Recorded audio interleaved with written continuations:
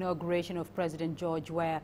He has a lot of work ahead of him. Let's get more perspective on what comes next for Liberia. I'm joined live from London by Dr. Alex Vines. He's the head of the African program at Chatham House and research director in area studies and international law. Dr. Vines, thank you for joining us on the program. So what are the main areas, though, that Liberia's new president needs to focus on in the immediate future now that he has been inaugurated?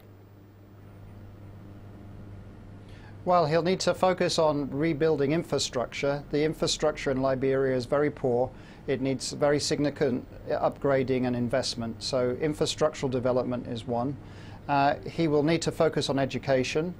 Liberian education, its system is really decrepit. There's a very high level of failure of Liberian students passing through exams.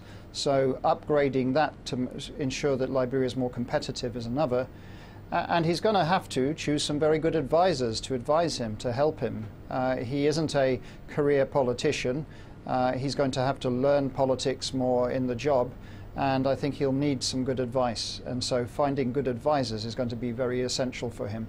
Well, there's a lot of optimism from Liberia following that inauguration. But as we know, Liberia is facing severe poverty, lack of education, as you've mentioned it, corruption, and generally a struggling economy, among several other issues. So what does George Weah need to do to ensure that he maintains global investor confidence in Liberia so that it can grow?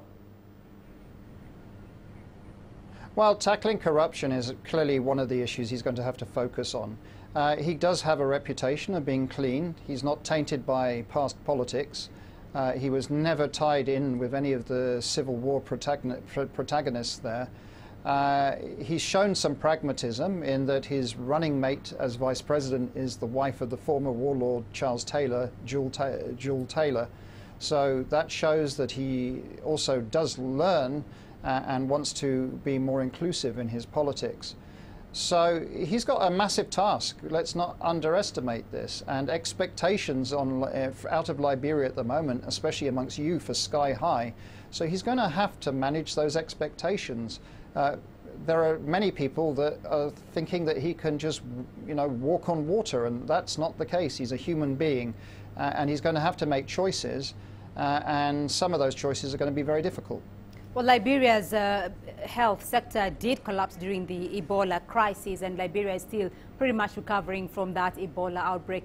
It's had a devastating impact on the economy. So how long will the recovery process likely take before the country can be said to be back on track?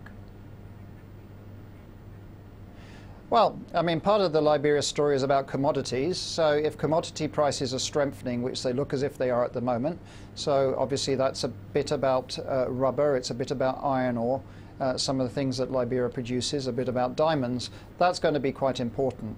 And then it's going to be about diversifying the economy, agriculture, tourism, other areas.